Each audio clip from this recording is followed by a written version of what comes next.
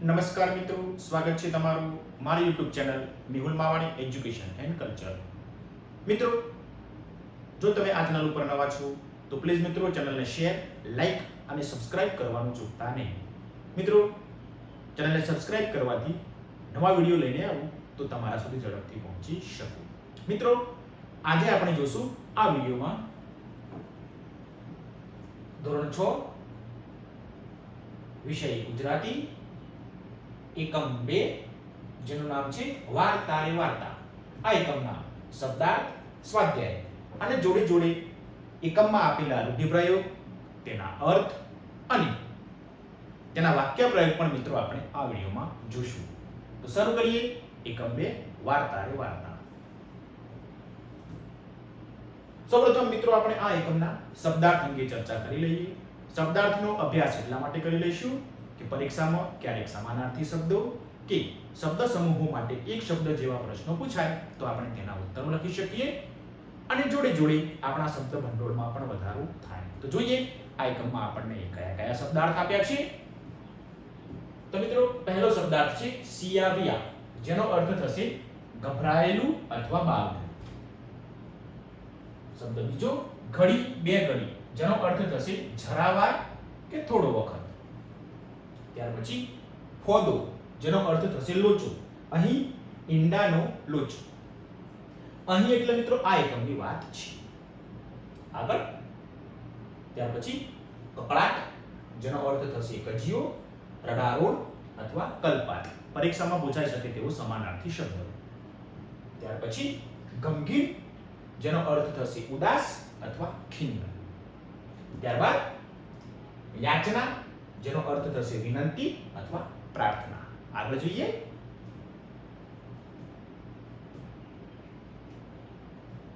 ત્યાર પછીનો શબ્દ હદપારી, અર્થ થશે હદપાર કે હદબાર થવું તે. આગળ આંફળું ફાંફળું, જેનો અર્થ થશે ગભરાયેલું અથવા બેબામણું. આગળ જોઈએ ત્યારબાદ ચિત્કાર, જેનો અર્થ થશે ચીસ. અને ત્યારબાદ આગળનો છેલ્લો શબ્દ છે કસદાર, જેનો અર્થ થશે રસાળ. તો આ રીતે આપણે આ એકમના તમામ શબ્દાર્થ જે આપણને ટિપ્પણીમાં આપેલા છે તે જોયા. હવે આગળ જોઈએ મિત્રો. ત્યારબાદ આપણને અહીં આપેલા છે રૂઢિપ્રયોગ. આપણે આ એકમના રૂઢિપ્રયોગ, તેના અર્થ અને જોડે જોડે વાક્ય પ્રયોગની પણ ચર્ચા કરીએ. જોઈએ રૂઢિપ્રયોગ પહેલો છે મિત્રો મોંમાં પાણી છૂટવું. અર્થ ખાવાની ઈચ્છા થવી કે મોંમાં લાળ છૂટવી. વાક્ય પ્રયોગ મિત્રો આ પ્રમાણે થશે: મીઠાઈ જોઈ છોકરાના મોંમાં પાણી છૂટ્યું. મિત્રો, વાક્ય પ્રયોગ તમે તમારી રીતે વિચારીને પણ બનાવી શકો છો. આગળ જોઈએ રૂઢિપ્રયોગ 2 ઘાણ નીકળી જવું. અર્થ ભયંકર સહાર થઈ જવો અથવા પાયમાલી થઈ જાય. વાક્ય પ્રયોગ હાથીઓના ટોળાને લીધે આંબાવાડીનો ઘાણ નીકળી ગયો. તો આ રીતે આપણે વાક્યો બનાવતા જઈશું, તેનો અર્થ પણ સમજતા જઈશું. આગળ જોઈએ હસવામાંથી ખસવું થવું. અર્થ મજાક કરવા જતા ખરાબ પરિણામ આવતું. વાક્ય પ્રયોગ હાથીભાઈને હસવામાંથી ખસવું થતા જંગલ છોડવું પડ્યું. આગળ જોઈએ અભિમાન ઓગળી જવું. અર્થ ગર્વ જતો રહેવો. વાક્ય પ્રયોગ ચૂંટણીમાં હાર થતા નેતાજીનું અભિમાન ઓગળી ગયું. તો આ રીતે આપણે વાક્ય પણ બનાવતા જઈશું. આગળ જોઈએ ગેલમાં આવી જવું. અર્થ આનંદમાં આવી જવું. વાક્ય પ્રયોગ જોઈએ ક્રિકેટ મેચ જીતતા ખેલાડીઓ ગેલમાં આવી ગયા. તો મિત્રો, આ રીતે આપણે અહીં રૂઢિપ્રયોગો જોયા. મિત્રો, હવે અહીં શબ્દ સમૂહ માટે એક શબ્દ પણ આપેલો છે, જેની ચર્ચા કરી લઈએ. તો મિત્રો, અહીં એક જ શબ્દ આપેલો છે ઢોલ જેવું વાદ્ય, જેને આપણે કહીશું પડગમ. પરીક્ષામાં પૂછાય તેવો શબ્દ સમૂહ માટેનો એક શબ્દ ઢોલ જેવું વાદ્ય, તો પડગમ. તો આ રીતે આપણે શબ્દાર્થ, રૂઢિપ્રયોગ અને શબ્દ સમૂહો માટે એક શબ્દ જોયા. હવે આગળ જોઈએ મિત્રો. હવે ચર્ચા કરીએ આપણે આ એકમના સ્વાધ્યાયની. મિત્રો, સ્વાધ્યાયના તમામ પ્રશ્નો અહીં આપણે વિગતે વ્યવસ્થિત સમજીશું. જોઈએ પ્રશ્ન નંબર પહેલો. પ્રશ્ન 1 મિત્રો આપણને આપેલો છે વાતચીત. મિત્રો અહીં જે પ્રશ્નો આપ્યા છે વાતચીતમાં તે તમામે તમામ પ્રશ્નો આપણે એકમના આધારે લખવાના નથી, પરંતુ જાતે વિચારીને સમજીને લખવાના છે. તમે તમારા વિચારો અહીં ઉત્તર સ્વરૂપે લખી શકો છો. તો જોઈએ પહેલો પ્રશ્ન. તો મિત્રો પહેલો પ્રશ્ન આ પ્રમાણે છે. તમને કોણ કોણ વાર્તા સંભળાવે છે? હવે તમને કોણ કોણ વાર્તા સંભળાવે છે તેના ઉત્તરમાં તમારો, તમારા મિત્રનો કે બહેનપાણીનો ઉત્તર સરખો થશે નહીં. તમને જે વાર્તા સંભળાવે છે તમારા ઘરે, તો તમારા મિત્રને ઘરે કોઈ બીજી વ્યક્તિ પણ વાર્તા સંભળાવતી હોય, માટે તમે જે ઉત્તર લખો તે સમજી વિચારીને લખવાનું છે. તો જોઈએ ઉત્તર. મને મારા દાદા દાદી, મમ્મી પપ્પા અને ક્યારેક મોટી બહેન વાર્તા સંભળાવે છે. તો આ રીતે તમને જે લોકો વાર્તા સંભળાવે તે તમારે ઉત્તર સ્વરૂપે લખવાનું છે. આગળ જોઈએ.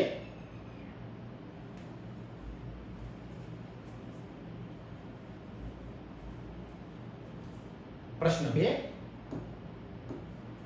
પ્રશ્ન 2 મિત્રો આવો છે.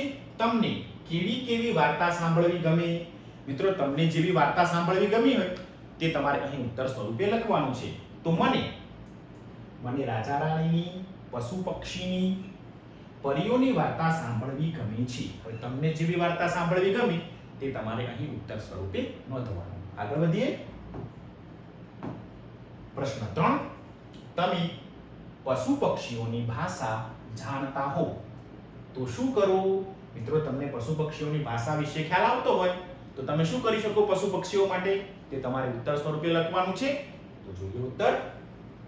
હું પશુ પક્ષીઓની ભાષા જાણતો હોઉં તો તેમની જોડે વાતો કરું, પક્ષીઓની સમસ્યા જાણી અને તેમને મદદ કરો. તો મિત્રો હું જો ભાષા જાણતો હોઉં તો આવું કરી શકું.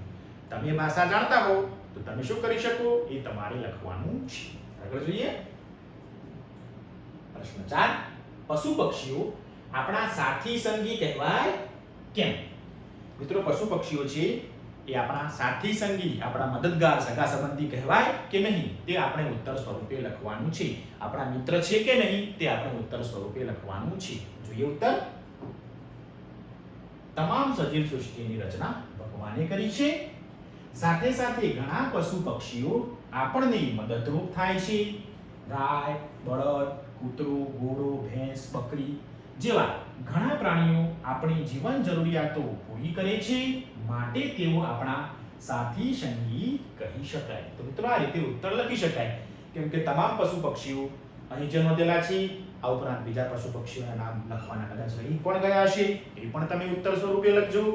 તે તમામ આપણને મદદરૂપ થાય છે, આપણને ઉપયોગી છે. જેમ આપણા સગા સંબંધીઓ, મિત્રો આપણને ઉપયોગી થાય, તેમાં તમામ પ્રાણીઓ, પક્ષીઓ આપણને મદદરૂપ થાય છે, માટે તેઓને આપણે સાથી સંગી કહી શકીશું.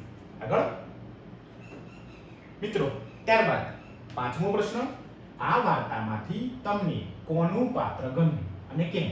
મિત્રો તમે વાર્તા એકમ વાંચ્યું, સમજ્યો હશે અને જાણ્યું હશે, તો તેમાંથી તમને કોનું પાત્ર ગમ્યું તે તમારે અહીં ઉત્તર સ્વરૂપે લખવાનું છે.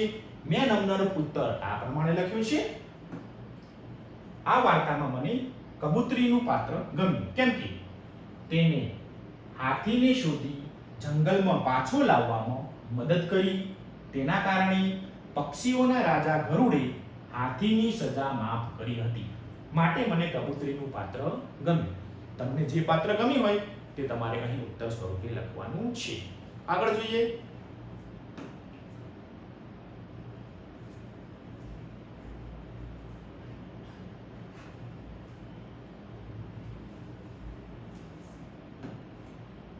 પાંચમો પ્રશ્ન મિત્રો. તમને ક્યારે કોઈ બાબતનો પસ્તાવો થયો છે કેમ? મિત્રો જેમ હાથીને વાર્તામાં પસ્તાવો થયો તેમ તમને કોઈ બાબતે, કોઈ મુદ્દે પસ્તાવો થયો હોય તો તે તમારે અહીં ઉત્તર સ્વરૂપે લખવાનું છે. તો મારો ઉત્તર આ પ્રમાણે છે. હા, એકવાર ખેતરમાં સેઢા પરની ઝાડી તૂર કરવા જતા એક ચકલીનો માળો તૂટી ગયો હતો. ત્યારે મને ચકલીના ઘરને તોડવા માટે ખૂબ પસ્તાવો થયો. તો મિત્રો આ રીતે તમને કોઈ બાબતે પસ્તાવો થયો હોય તો તે તમારે અહીં ઉત્તર સ્વરૂપે લખશો. આગળ જોઈએ મિત્રો. પ્રશ્ન નંબર 2 આપ્યો છે મિત્રો, જેની આપણને સૂચના આપી છે નીચેના વાક્યોને પાઠને આધારે ઘટનાક્રમમાં ગોઠવો. અહીં મિત્રો આપણને કેટલાક વાક્યો આપ્યા છે. તે વાક્યોનો ક્રમ આડો અવળો ઉપર નીચે થઈ ગયો છે. આપણે તે તમામ વાક્યો પાઠમાં જે ક્રમમાં આવતા હોય તે પ્રમાણે ગોઠવીએ. તો કયા કયા વાક્યો છે? તો મિત્રો આ રીતે આપણને 5 વાક્યો આપેલા છે. પહેલું વાક્ય છે સરોવરના છાતીપુર પાણીમાં હાથી ઊભો છે. બીજું વાક્ય તાપથી સિયાવિયા થયેલો હાથી ઘટાદાર આંબા હેઠળ આવીને ઊભો. ત્રીજું વાક્ય સેનાપતિએ બાજ સૈનિકોની ટુકડી સજ્જ કરી. ચોથું વાક્ય હર્ષના ગીત ગાતી કબૂતરી હાથીને પેલા આંબાની વાટે દોરે છે. પાંચમું વાક્ય ડુંગરની સાંકડી ઘાટીમાંથી હાથી બહાર નીકળી જાય છે અને હાથી હદપાર થાય છે. તો મિત્રો આ જે વાક્યો છે તે આડાવડા છે, મતલબ કે પાઠના ક્રમમાં નથી, પાઠની વાર્તા પ્રમાણે ગોઠવાયેલા નથી. આપણે આ વાક્યોને ક્રમમાં ગોઠવીએ. તો પહેલું વાક્ય કયું આવે તે જોઈએ. તો મિત્રો પહેલું વાક્ય આવશે બીજા નંબરનું. તાપથી સિયાવિયા થયેલો હાથી ઘટાદાર આંબા હેઠળ આવીને ઊભો. આ વાક્ય પહેલું. ત્યાર પછી વાક્ય લખીશું આપણે ત્રીજા નંબરનું. સેનાપતિએ બાજ સૈનિકોની ટુકડી સજ્જ કરી. ત્યાર પછી પહેલું વાક્ય લખીશું સરોવરના છાતીપુર પાણીમાં હાથી ઊભો છે. ત્રીજા નંબરે આ વાક્ય આવશે. ચોથા નંબરનું વાક્ય જે આપણે પ્રશ્નમાં 5મા નંબરનું વાક્ય હતું, ડુંગરની સાંકડી ઘાટીમાંથી હાથી બહાર નીકળી જાય છે અને હાથી હદપાર થાય છે. અને છેલ્લું વાક્ય ચોથા નંબરનું લખીશું હર્ષના ગીત ગાતી કબૂતરી હાથીને પેલા આંબાની વાટે દોરે છે. તો આ રીતે આપણે એકમના ક્રમમાં, વાર્તાના ક્રમમાં, પાઠના ક્રમમાં આ રીતે લખી શકાય. તમે એકમને બરોબર વાંચ્યું હશે, સમજ્યું હશે તો આ પ્રશ્નનો ઉત્તર તમે ઝડપથી આપી શકશો. આગળ જોઈએ મિત્રો. ત્યારબાદ પ્રશ્ન નંબર 3, પ્રશ્નોના જવાબ લખો. અહીં જે પ્રશ્નો આપ્યા છે મિત્રો તે આપણે એકમના આધારે ઉત્તરો આપવાના છે. તમે વાર્તાને બરોબર સાંભળી હશે, સમજ્યા હશો તો ઉત્તરો ઝડપથી આપી શકશો. જોઈએ પ્રશ્ન પહેલો. પ્રશ્ન પહેલો છે મિત્રો, કાગડીએ શા માટે કકળાટ મચાવી મૂક્યો? કાગડીએ કકળાટ શા માટે કર્યો? કલ્પાત શા માટે કર્યો? તો ઉત્તર હાથીએ ઘેરમાં આવી આંબાની ડાળ તોડી નાખી, જેના કારણે કાગડીના માળામાં રહેલ 3 ઈંડાનો ફોંદો નીકળી ગયો. આથી કાગડીએ કકળાટ મચાવી મૂક્યો. તો મિત્રો આટલા માટે કાગડીએ કકળાટ મચાવ્યો. આગળ જોઈએ પ્રશ્ન 2. પ્રશ્ન 2 આવો છે, કાગડીએ નાતના પંચને શી ફરિયાદ કરી અને કેમ? જોઈએ ઉત્તર. કાગડીએ નાતના પંચને ફરિયાદ કરી, મહાજન, મારે આ હાથી સામે ફરિયાદ નોંધાવી છે. એણે વગર વાંક ગુને મારા ઈંડા ફોડી નાખ્યા છે, મારા બચ્ચાની હત્યા કરી છે. આવી ફરિયાદ કરી. આગળ જોઈએ પ્રશ્ન 3.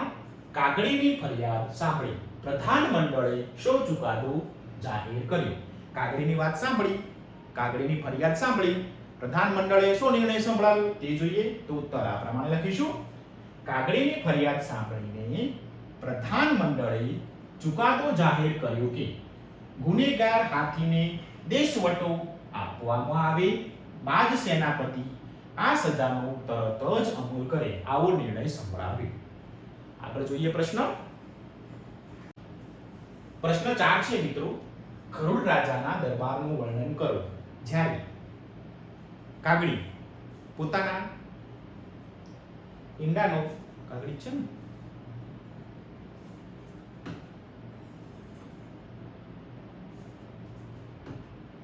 પ્રશ્ન 4 છે મિત્રો, ગરુડ રાજાના દરબારનું વર્ણન કરો. મિત્રો જ્યારે કાગડી પોતાના ફરિયાદ લઈને જાય છે ગરુડ રાજાના દરબારમાં, ત્યારે રાજા ગરુડનો જે દરબાર છે તે કેવો છે તેનું વર્ણન આપણે કરવાનું છે. તો ઉત્તર આ પ્રમાણે લખશું.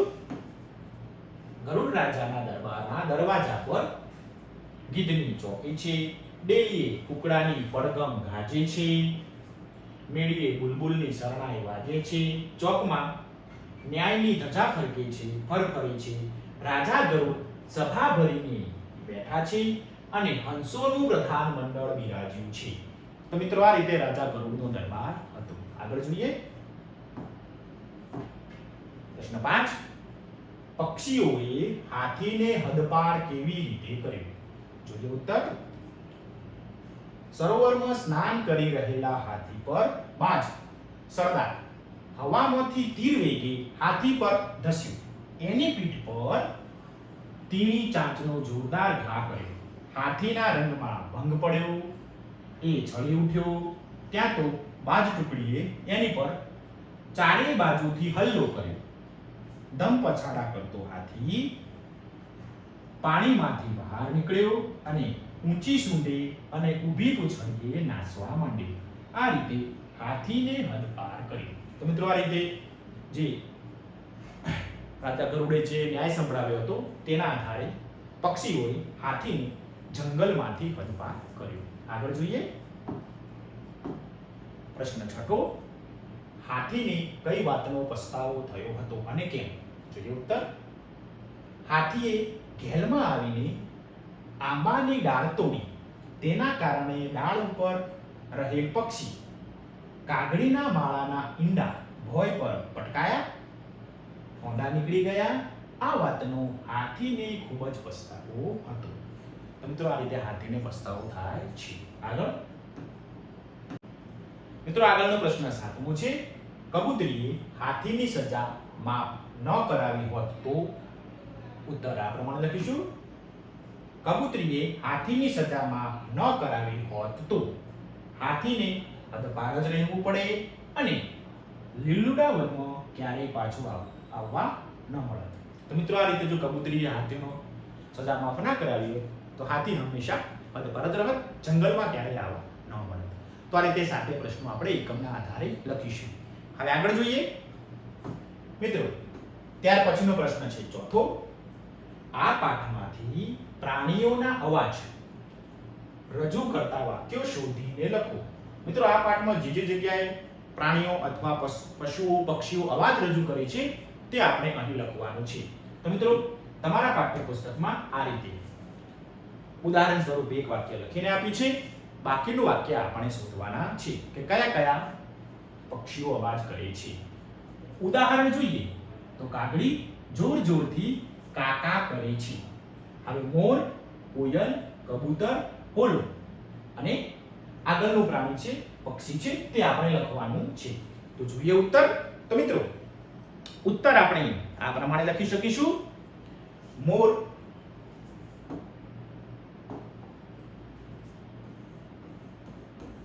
ટહુકા કરે છે, કોયલ ગહેકે છે, કબૂતર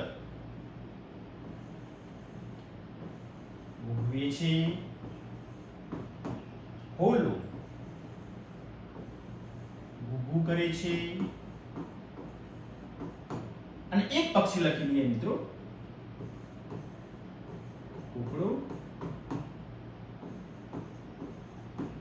સવારે કુકડે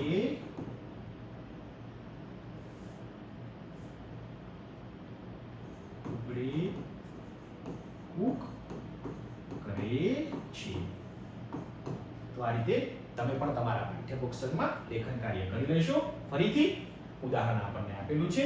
મોર ટહુકા કરે છે અથવા ટહુકે છે, કોયલ કહેકે છે, કબૂતર ગુગવે છે, ઓલો ગુગુ કરે છે અને કુકડો આપણે એક નવો પક્ષી ઉમેર્યું સવારે કુકડે કૂક કરે છે.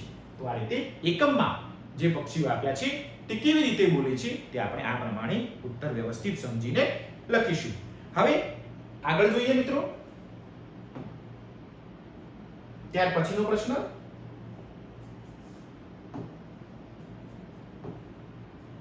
ત્યાર પછીનો 5મો પ્રશ્ન છે. આપેલા શબ્દોને આધારે ફકરો બનાવો. મિત્રો અહીં કેટલાક શબ્દો આપ્યા છે. આપણે આ શબ્દોના આધારે એક ફકરો બનાવવાનો છે. તો જોઈએ કયા કયા શબ્દો છે. તો મિત્રો આપણને પશુ પક્ષી, રાજા, સજા, પ્રજા, જંગલ, કલરવ, કકળાટ અને રાજદરબાર આટલા શબ્દો આપ્યા છે. આપણે આ શબ્દોનો ઉપયોગ કરીને સુંદર મજાનો ફકરો, નાનકડી વાર્તા બનાવવાની છે. મિત્રો તમે તમારી જાતે પ્રયત્ન કરીને પણ આ ઉત્તર બનાવી શકો છો અથવા અહીં આપેલો નમૂનારૂપ ઉત્તર આપણે જોઈએ. તો મિત્રો આ રીતે ઉત્તર લખીશું. સૌપ્રથમ તમામ શબ્દો ફરીથી એકવાર અને ઉત્તર આ પ્રમાણે લખી શકાય. એક મોટું જંગલ હતું. એ જંગલમાં બધા જ પ્રાણીઓ હળી મળીને રહેતા હતા. એ જંગલનો રાજા હતો સિંહ. સિંહ તમામ પ્રજા પ્રત્યે સમાન ન્યાય માટે જાણીતો હતો. એકવાર વાંદરાઓના ટોળાએ ઝાડ પરથી મસ્તી કરતા હતા તેવામાં કૂદાકૂદ કરતા ચકલીનો માળો ઝાડ પરથી નીચે પડી ગયો. બધા પક્ષીઓ ચકલીની ફરિયાદ લઈને જંગલના રાજા સિંહ પાસે ગયા. આગળ જોઈએ શબ્દો. આગળનો ફકરો. જંગલના રાજા પક્ષીઓનો કલરવ સાંભળી પોતાની ગુફામાંથી બહાર આવે છે. બધા જ પક્ષીઓ એક સાથે જંગલના રાજા સિંહને ફરિયાદ કરે છે. સિંહ આ કકળાટ સાંભળીને કોઈ એક પક્ષીને બોલવા કહે છે ત્યારે ચકલી બધી વાત કરે છે. સિંહ ચકલીની વાત સાંભળી વાંદરાઓને બોલાવે છે. જે વાંદરાએ ચકલીનો માળો નીચે પાડ્યો હતો તેને સજા કરવામાં આવે છે. બાકીના વાંદરાઓને ચકલી માટે નવો માળો બનાવવાનો આદેશ આપવામાં આવે છે. તો મિત્રો ઉપર જે શબ્દો છે તે શબ્દોના આધારે સુંદર મજાનો અહીં આપણે ફકરો બનાવેલો છે. તમે પણ તમારી જાતે આ તમામ શબ્દોનો ઉપયોગ કરી તમને આવડતો હોય તેવો સુંદર મજાનો ફકરો બનાવી શકો છો. આ જે ઉત્તર છે તે માત્ર નમૂનારૂપ છે. આગળ વધીએ હવે મિત્રો. ત્યાર પછીનો પ્રશ્ન છે છઠ્ઠો. કૌંસમાં આપેલા શબ્દોનો ઉપયોગ કરી ખાલી જગ્યા પૂરો. મિત્રો અહીં આપણને ખાલી જગ્યાઓ આપી છે, કૌંસમાં શબ્દો આપ્યા છે. આ શબ્દોનો ઉપયોગ કરીને આપણે ખાલી જગ્યા પૂરવાની છે. જોઈએ તો મિત્રો આ રીતે તમારા પાઠ્યપુસ્તકમાં તમને ખાલી જગ્યાઓ આપેલી છે. તો તમે પણ જોડે જોડે પાઠ્યપુસ્તકનું લેખન કાર્ય કરતા રહેશો. કૌંસમાં શબ્દો આપ્યા છે તીર વેગે, કડરડ, હળવેક, સડાક અને હાંફળો ફાંફળો. તો જોઈએ ઉત્તર કઈ ખાલી જગ્યામાં શું ઉત્તર આવશે. હાથીએ ખાલી જગ્યા કરથી સૂંઢ ઊંચકી. તો ઉત્તર લખશું મિત્રો પહેલી ખાલી જગ્યામાં સડાક. હાથીએ બીજી ખાલી જગ્યા. હાથીએ એક ડાળીને પકડમાં લીધી અને ખાલી જગ્યા ડાળી તૂટી પડી. તો ઉત્તર લખશું કડરડ. આગળ ત્રીજી ખાલી જગ્યા. હાથીએ ખાલી જગ્યા રહીને સૂંઢ ઊંચકી. મિત્રો આ ખાલી જગ્યામાં ઉત્તર લખશું આપણે હળવેક.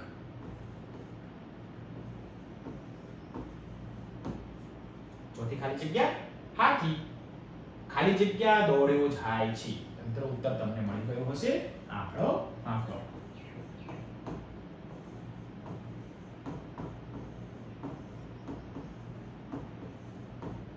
પાંચમી ખાલી જગ્યા.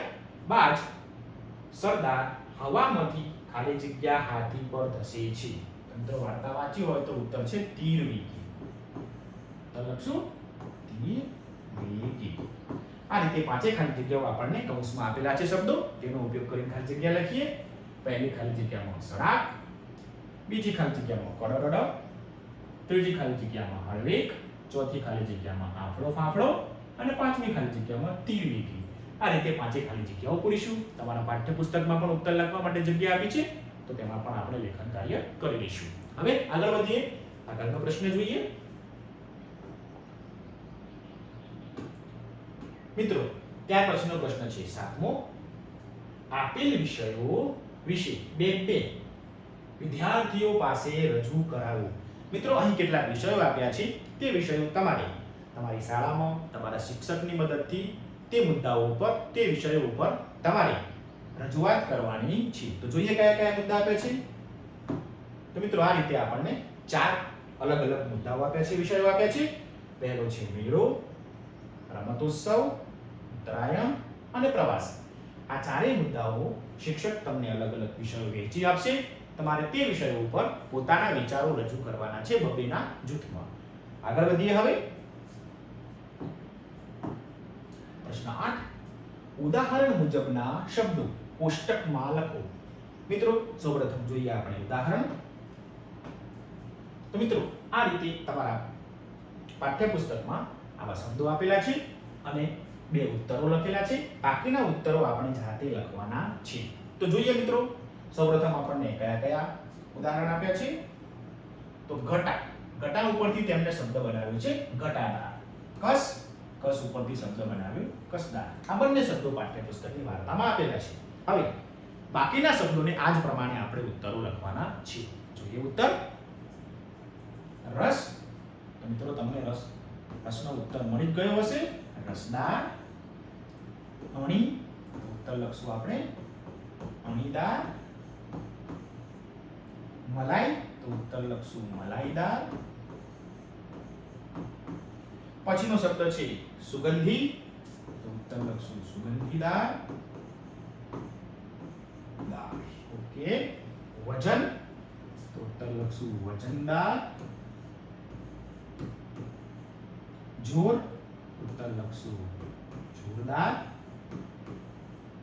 નસીબ, ઉત્તર લખશું નસીબદાર. આગળનો શબ્દ છે ખુશ્બુ, ઉત્તર લખશું ખુશ્બુદાર. મિત્રો બાકીના 2 શબ્દો આપણે જાતે વિચારીને લખવાના છે. તો લખીએ મિત્રો અહીં એક શબ્દ પાણી, તો ઉત્તર થશે પાણીદાર. એક શબ્દ લખશું આપણે દમ, તો ઉત્તર થશે દમદાર. આ રીતે તમને કોઈ બીજા નવા શબ્દો આવડતા હોય તો તે પણ મિત્રો તમે અહીં ઉત્તર સ્વરૂપે લખી શકો છો. તો મિત્રો આ રીતે તમારા પાઠ્યપુસ્તકમાં જે કોટો આપ્યો છે તેના ઉત્તરો ઉદાહરણ પ્રમાણે સમજીને આપણે લખવાના છે. તો આ રીતે મિત્રો આપણે ઉત્તરો લખી શકીએ. હવે જોઈએ આગળનો પ્રશ્ન.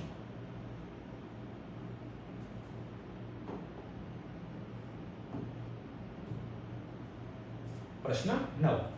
મિત્રો અહીં સૂચના આપી છે નીચેના વાક્યો કોણ બોલી શકે તે એકમમાંથી શોધીને લખો. મિત્રો અહીં કેટલાક વાક્યો આપ્યા છે. તે વાક્યો એકમના આધારે કોણ બોલી શકે તેમ છે તે આપણે ઉત્તર સ્વરૂપે લખવાના છે. તો જોઈએ. તો મિત્રો આ રીતે 5 વાક્યો તમને એકમમાં આપેલા છે. અહીં આપણે ડિસ્પ્લે બોર્ડ ઉપર પણ આ વાક્યો મૂકેલા છે. હવે આ વાક્યો કોણ બોલે તે આપણે ઉત્તર સ્વરૂપે લખવાનું છે. તો મિત્રો જો તમે વાર્તાનો એકમનો અભ્યાસ બરોબર કર્યો હશે તો આ ઉત્તરો લખી શકશો. પહેલું વાક્ય છે અપરાધી હાથીને રાજ્યમાંથી કાઢી મૂકવામાં આવે. તો મિત્રો જો તમે એકમનો અભ્યાસ બરોબર કર્યો હશે તો ઉત્તર લખી શકશો રાજા ગરુડ. રાજા ગરુડ આ વાક્ય બોલી શકે. અથવા એકમમાં શબ્દ આપ્યો છે પ્રધાન મંડળ, પણ આ વાક્ય બોલી શકે તેમ છે. આગળ બીજું વાક્ય ભાઈ તે તો હર્ષમાં ન કરવાનું કર્યું. તો મિત્રો ઉત્તર આવશે કબૂરી કબૂતરી આ વાક્ય હાથીને કહે છે. આગળ જોઈએ પંચ પરમેશ્વર હાથીના આ કૃત્ય સામે મને વાંધો છે. તો મિત્રો ઉત્તર આવશે કાગડી. કાગડી આ વાક્ય પંચને જણાવે છે. ચોથું વાક્ય મેં હર્ષના આવેગમાં આવીને જે કૃત્ય કર્યું તેનો મને ખૂબ જ પસ્તાવો છે. મિત્રો ઉત્તર આવશે હાથી. હાથીભાઈ આ વાક્ય બોલી શકીએ છે. આગળ છેલ્લું વાક્ય તું તારા અપરાધની ક્ષમા ઈચ્છે છે એમ હું પક્ષીરાજ ગરુડ પાસે જઈને કહીશ. તો મિત્રો આ વાક્ય તમને ખ્યાલ આવી ગયો હશે.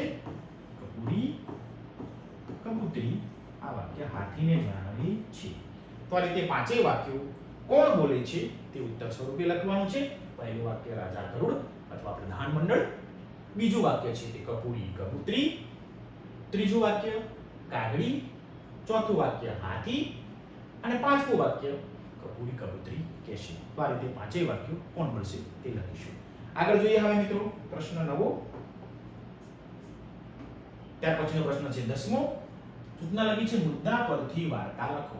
તો મિત્રો આ વાર્તાના મુદ્દા છે એક છોકરો, જંગલમાં ફરવાનો શોખ, અવનવી વનસ્પતિ વિશે જાણવું, એક ચમત્કારિક લાકડું મળવું, વસ્તુને લાકડાનો સ્પર્શ થતા રંગ બદલાવવું, છોકરાનું કુતૂહલ, ઘણી વસ્તુઓના રંગ બદલવા, છોકરાનો પસ્તાવો, કુદરતે બનાવેલી વસ્તુઓની પ્રશંસા. તો મિત્રો આટલા મુદ્દા આપ્યા છે. હવે આ મુદ્દાઓ ઉપરથી આપણે વાર્તા લખીએ. મિત્રો યાદ રાખીશું, જ્યારે પણ આપણે વાર્તા લખીશું ત્યારે તેમાં ખાસ ધ્યાન રાખવા જેવી બાબતો આટલી હોય છે. પછી આપણે વાર્તાને સમજીએ. તો મિત્રો જ્યારે પણ વાર્તા લખીએ ત્યારે સૌપ્રથમ વાર્તાનું આપણે શીર્ષક આપી દઈશું. શીર્ષક એટલે વાર્તાનું નામ. વાર્તાનું નામ આપણે આપી દઈશું સૌપ્રથમ.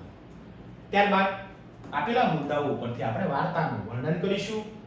2 ફકરા કે 3 ફકરામાં આપણે સુંદર વાર્તાને લખી શકીશું. ત્યારબાદ અંતે વાર્તા પૂરી થતા આપણે તેનો બોધ અવશ્ય લખીશું. આટલા મુદ્દાઓ આપણે ખાસ ધ્યાન રાખીશું. ફરીથી વાર્તાનું શીર્ષક આપીશું. ત્યારબાદ જે આપણને મુદ્દાઓ આપ્યા છે તે મુદ્દાઓ ઉપરથી આપણે સુંદર મજાની વાર્તા બનાવીશું અને અંતે બોધ લખીશું. તો જોઈએ મિત્રો આ વાર્તા કેવી રીતના લખી શકાય. તમે તમારી જાતે પ્રયત્ન કરીને પણ આ વાર્તાને લખી શકો છો. જોઈએ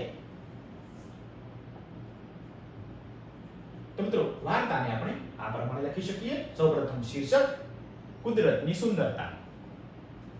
રૂગનાથપુર નામના ગામમાં એક પરેશ નામનો છોકરો રહેતો હતો. રૂગનાથપુરની બાજુમાં એક મોટું જંગલ હતું. પરેશને જંગલમાં ફરવા જવાનો ખૂબ શોખ હતો. જંગલના ઝરણા, નદી, વનસ્પતિ વિશે જાણવાની તેને ખૂબ ઈચ્છા થતી. તે હંમેશા જંગલમાં જઈ નવી વનસ્પતિ વિશે જાણી લાવતો. તો મિત્રો જે થોડા મુદ્દા આપ્યા છે તેની ઉપરથી એક ફકરો આપણે આ રીતે બનાવ્યો. તમે પણ જાતે પ્રયત્ન કરીને તમારા ગામનું નામ, તમારા મિત્રનું નામ, તમારી બહેનપાણીનું નામ તમે અહીં લખી શકો છો. આગળ જોઈએ હવે. ત્યારબાદ એક દિવસ જંગલમાં ફરતા ફરતા પરેશને એક ચમત્કારી લાકડું મળી આવ્યું. આ લાકડાની મદદથી જે પણ વસ્તુને સ્પર્શ કરાવવામાં આવે તેનો રંગ બદલાઈ જતો. પરેશ તો ખુશ થઈ ગયો અને તે લાકડું લઈ ઘરે આવી ગયો. હવે તે લાકડાની મદદથી ફૂલ છોડ વિવિધ ઝાડવાના રંગ બદલવા લાગ્યો. તેને ખૂબ મજા આવતી. શરૂઆતમાં તો પરેશને ખૂબ આનંદ થયો, પરંતુ થોડા સમયમાં તે કંટાળી ગયો, કારણ કે કુદરતે બનાવેલા રંગો કરતા તેના રંગો સારા લાગતા ન હતા. તેને પસ્તાવો થયો અને લાકડાની મદદથી તેને તમામ ફૂલ છોડના રંગો પાછા હતા તેવા કરી નાખ્યા. તેને સમજાઈ ગયું કે કુદરતી તમામ સજીવોને જે રંગ, રૂપ અને આકાર આપ્યા છે તે ઉચિત જ છે, યોગ્ય જ છે. તો મિત્રો આ વાર્તાનો બોધ આપણને આવો મળે. કુદરતી સંતુલન જાળવી રાખવું જોઈએ, તેમાં ફેરફાર કરવા જોઈએ નહીં. તો મિત્રો આ રીતે તમે પણ આ વાર્તાને તમારા શબ્દોમાં સુંદર રીતે લખી શકો છો. શીર્ષક, વાર્તાનું વર્ણન 2 કે 3 ફકરામાં અને અંતે બોધ. તો આ રીતે તમે આ સુંદર વાર્તાને લખી શકશો. આગળ જોઈએ મિત્રો પ્રશ્ન 11મો છે. રેખાંકિત શબ્દોનું નીચેના કોષ્ટકમાં વર્ગીકરણ કરો. મિત્રો અહીં આપણને એક ફકરો આપ્યો છે. એ ફકરામાં કેટલાક શબ્દો આપેલા છે. આપણે આ શબ્દોનો ઉપયોગ કરી આ શબ્દોને તેના નીચે જે કોષ્ટક આપ્યું છે તેમાં અલગ અલગ રીતે વર્ગીકરણ કરવાનું છે. તો મિત્રો આ રીતે આપણને જે નામ આપ્યા છે તેને જાતિવાચક, વ્યક્તિવાચક, સમૂહવાચક, ભાવવાચક અને દ્રવ્યવાચક એ રીતે 5 વિભાગોમાં વર્ણન કરવાનું છે. મતલબ કે મિત્રો આપણને જે શબ્દો નીચે ફકરામાં રેખા કરેલી છે તે તમામ શબ્દો છે સંજ્ઞા. આપણે આ સંજ્ઞાને જાતિવાચક સંજ્ઞા કઈ, વ્યક્તિવાચક કઈ, સમૂહવાચક કઈ, ભાવવાચક કઈ અને દ્રવ્યવાચક સંજ્ઞા કઈ તે રીતે આપણે વર્ગીકરણ કરવાનું છે. તો જોઈએ સૌપ્રથમ ઉત્તર. મિત્રો પહેલો શબ્દ છે રવિવાર. તો આપણે રવિવારને મૂકીશું મિત્રો વ્યક્તિવાચક સંજ્ઞામાં, રવિવાર. ત્યારબાદ સહકુટુંબ. તો મિત્રો સહકુટુંબ એક કરતા વધારે સભ્યો છે તો આપણે તેને મૂકીશું સમૂહવાચક શબ્દ, નામપદમાં સહકુટુંબ. ચલો ત્યારબાદ ફોડો નામ છે તો વ્યક્તિવાચક, ફોડો. જંગલમાં, જશે. લીલું જંગલ, સૂકું જંગલ અલગ પ્રકાર નથી, તો આપણે લખીશું જંગલ. સાબરકાંઠા. તો મિત્રો સાબરકાંઠાને આપણે મૂકીશું વ્યક્તિવાચક સંજ્ઞા, કેમ કે તે નામ છે વ્યક્તિનું અથવા માણસ અથવા કોઈ પણ સ્થળનું. સાબરકાંઠા. આગળ જિલ્લો, જિલ્લાને આપણે મૂકીશું જાતિવાચક સંજ્ઞામાં. ત્યારબાદ સુંદર. તો મિત્રો સુંદર એક પ્રકારનો ભાવ છે, તો આપણે મૂકીશું સુંદરને ભાવવાચક સંજ્ઞામાં. સુંદર ક્લિયર. ચલો આગળ સૌંદર્ય, તે પણ ભાવવાચક સંજ્ઞા આવશે. મિત્રો યાદ રાખીશું એવા શબ્દો કે જેમાંથી ભાવ પ્રગટ થતો હોય તેને આપણે ભાવવાચક સંજ્ઞામાં મૂકીશું. આગળ સ્થાપત્ય. તો મિત્રો સ્થાપત્યને આપણે મૂકીશું જાતિવાચક સંજ્ઞામાં.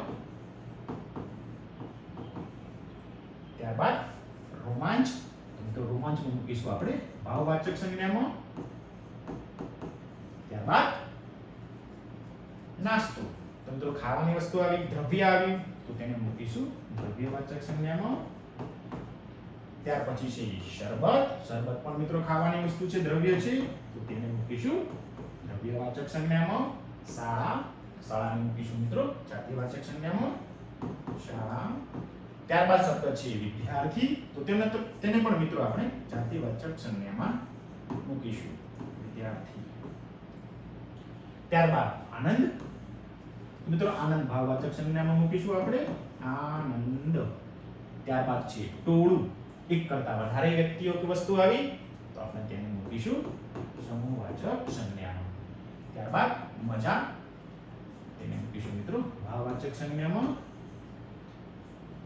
હવે આવે છે હાથમતી. તો મિત્રો તે વ્યક્તિવાચક સંજ્ઞા છે, કોઈ નદીનું નામ છે, હાથમતી નદી. મસ્તી. તો મિત્રો મસ્તીને મૂકીશું આપણે ભાવવાચક સંજ્ઞામાં. અને ત્યારબાદ શબ્દ છે બાલવૃંદ. તો મિત્રો બાલવૃંદને આપણે અહીં સમૂહવાચક સંજ્ઞામાં મૂકીશું બાલવૃંદ, કેમ કે બાલવૃંદમાં એક કરતા વધારે વ્યક્તિ કે બાળકો હશે. તો મિત્રો આ રીતે આપણને જે શબ્દો ફકરામાં આપ્યા છે તે તમામ ફકરો અહીં 5 વિભાગોમાં જે સંજ્ઞા છે, સંજ્ઞાના 5 પ્રકાર છે. ફરીથી બતાવી દઈએ: જાતિવાચક સંજ્ઞા, વ્યક્તિવાચક સંજ્ઞા, સમૂહવાચક સંજ્ઞા, ભાવવાચક સંજ્ઞા અને દ્રવ્યવાચક સંજ્ઞા. ફકરામાં આપણને જે શબ્દો આપ્યા છે તે તમામ શબ્દો અહીં આપણે અલગ અલગ 5 ખાનામાં મૂકેલા છે. તો આ રીતે તમે પણ જાતે પ્રયત્ન કરીને સૌપ્રથમ સંજ્ઞા એટલે કે નામ બરોબર સમજી, તેના 5 પ્રકારો સમજી અને 5 પ્રકારોમાં આપણે અલગ અલગ ગોઠવીશું.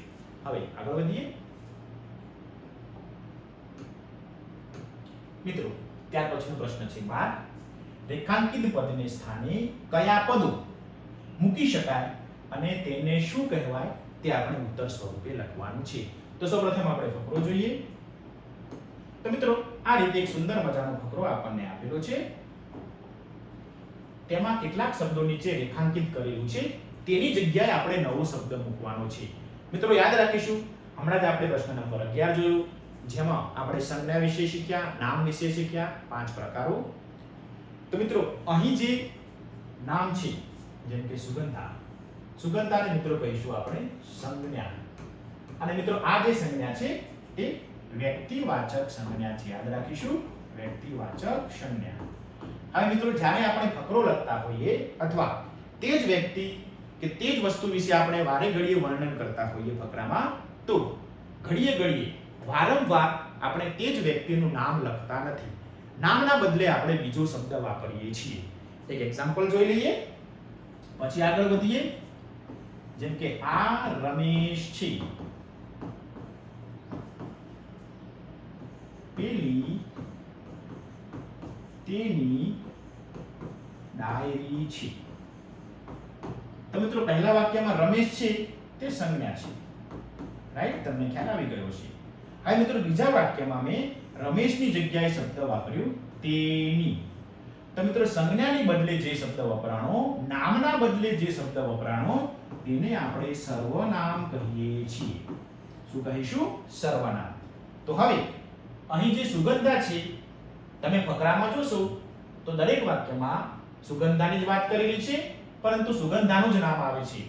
તો વારંવાર આપણે સુગંધા શબ્દ નહીં વાપરીએ, તેના બદલે સર્વનામ મૂકીશું. તો સર્વનામ કયા મૂકીશું તે આપણે જોઈએ. તો ઉત્તર મિત્રો આ પ્રમાણે લખીશું આપણે. સુગંધા 8 વર્ષની છોકરી છે. સુગંધા ઉત્સવ પ્રિય છે. તો મિત્રો આ સુગંધાના બદલે આપણે ઉત્તર લખીશું તે ઉત્સવ પ્રિય છે. સુગંધાના દાદીને પણ તહેવાર ખૂબ ગમે છે. તો મિત્રો અહીં સુગંધાના શબ્દને બદલે તેના શબ્દ મૂકીશું, સર્વનામ મૂકીશું. તેના દાદીને પણ તહેવાર ખૂબ ગમે છે. સુગંધાના મમ્મી પપ્પા ક્યારેય સુગંધાને ગમતું કરતા રોકતા નથી. તો મિત્રો અહીં સુગંધાના શબ્દને બદલે તેના સર્વનામ મૂકીશું. તેના મમ્મી પપ્પા ક્યારેય સુગંધાને બદલે તેને ગમતું કરતા રોકતા નથી. સુગંધા પણ સુગંધાના મમ્મી પપ્પાને આપેલી છૂટનો ક્યારેય દુરુપયોગ કરતી નથી. મિત્રો સુગંધાના બદલે તે પણ સુગંધાના તેના બદલે તેના સર્વનામ મૂકીશું.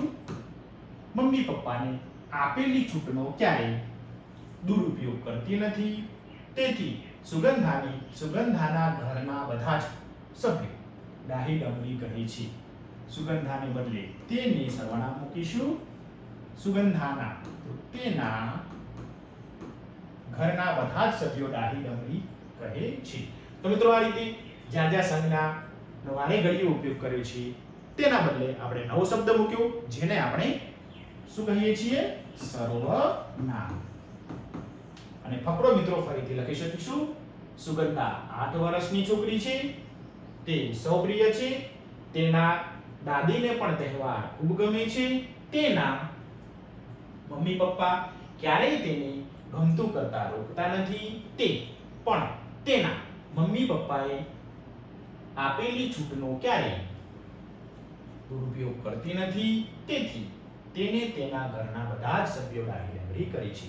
તો આ રીતે આપણે સર્વનામનો ઉપયોગ કરી અને ફકરો ફરીથી લખીશું. આગળ જોઈએ મિત્રો હવે. તો મિત્રો આ રીતે આપણું જે એકમ છે વાર્તા રે વાર્તા, તેના સ્વાધ્યાયના તમામ પ્રશ્નો 12 પ્રશ્નો અહીં મિત્રો તમને વિગતે સમજાવ્યા. આશા રાખું છું કે તમને તમામ પ્રશ્નો વ્યવસ્થિત સમજાઈ ગયા હશે અને તમને આ વિડીયો ગમ્યો હશે. મિત્રો તમને જો આ વિડીયો ગમ્યો હોય તો પ્લીઝ મિત્રો વિડીયોને શેર, લાઈક અને સબસ્ક્રાઇબ કરવાનું ચૂકતા નહીં. ચેનલને સબસ્ક્રાઇબ કરવાથી જ્યારે આવા નવા વિડીયો લઈને આવું ત્યારે તમારા સુધી ઝડપથી પહોંચી શકું. તમારો ખૂબ ખૂબ આભાર.